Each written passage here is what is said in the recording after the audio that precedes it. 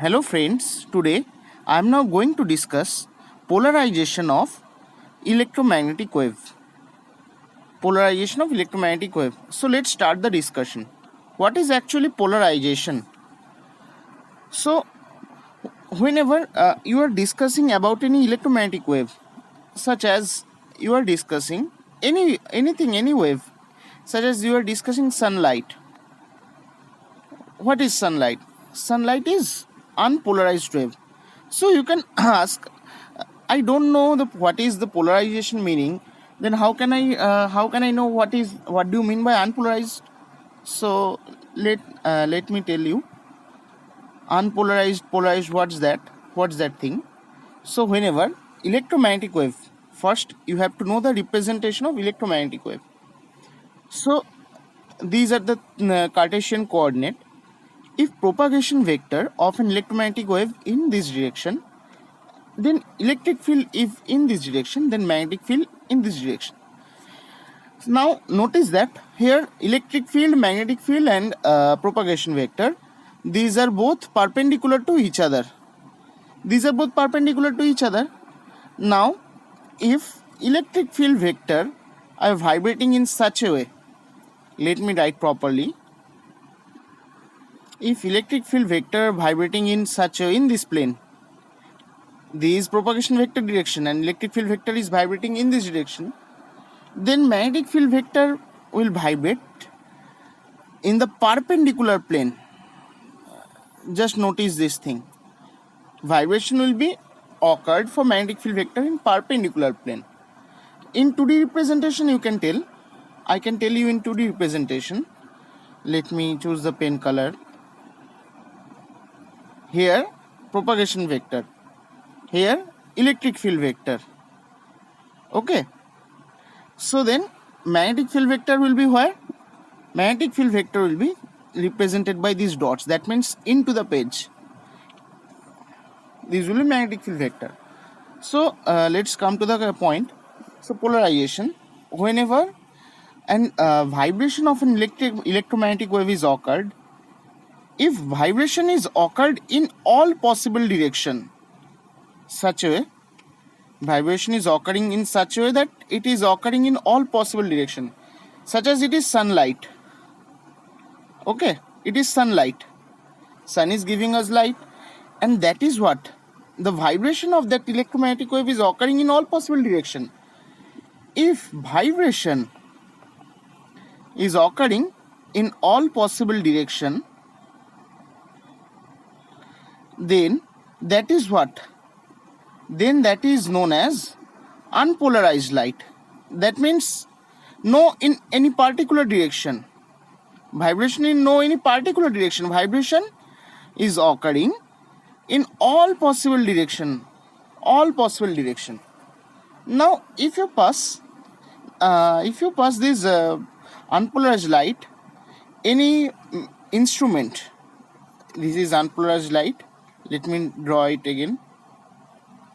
If you pass this unpolarized light, if any instrument, let us consider it is the instrument that can make this unpolarized light a polarized light, such as it is a Polaroid. If you pass this light through an instrument, if vibration is occurred by this instrument in a certain direction, in a particular direction, that means these electromagnetic waves has vibration in a certain direction. That means that is polarized light.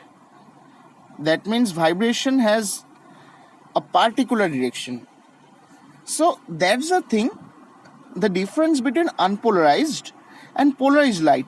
One more important thing, as magnetic field has no polarization.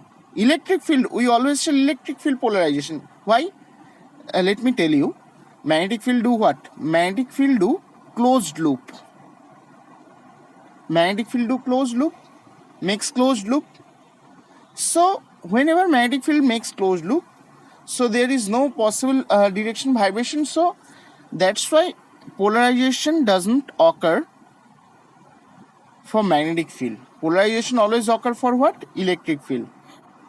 So now let's come to the main point of the polarization, that is Malus Law.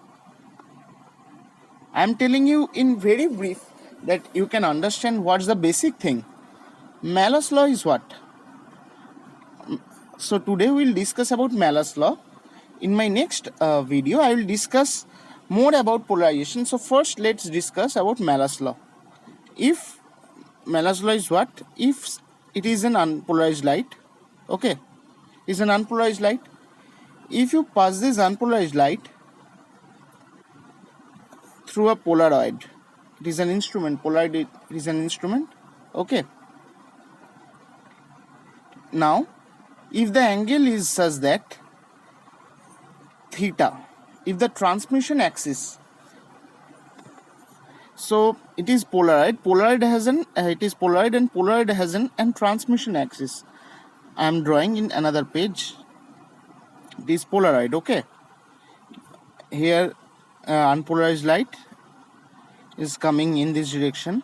It is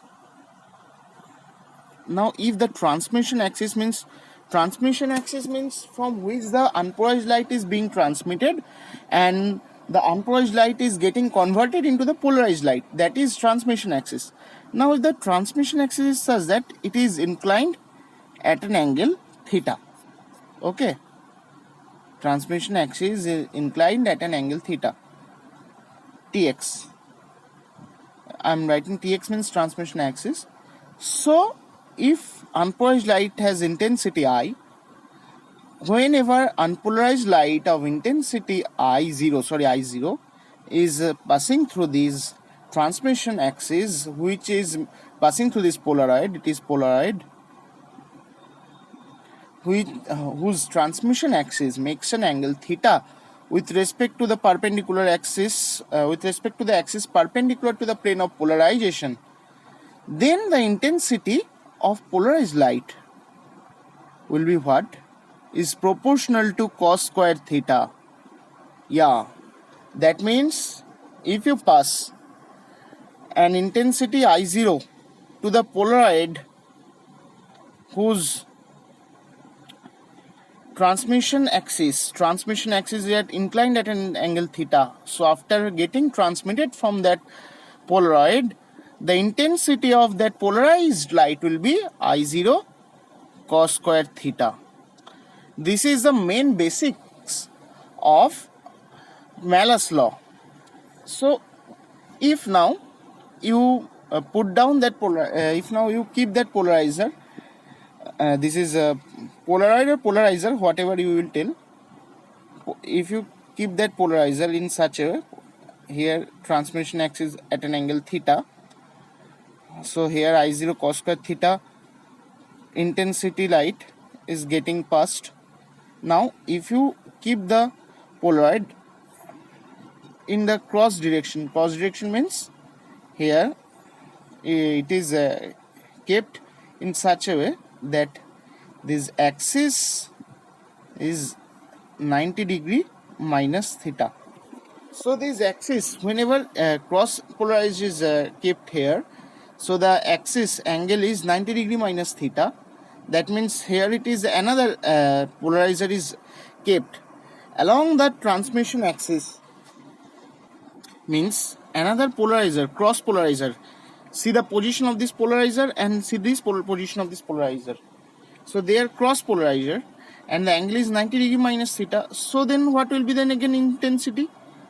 Intensity, intensity will work also according to the basis of Malus law. Here the transmission angle was what? Theta. So I0 cos square theta.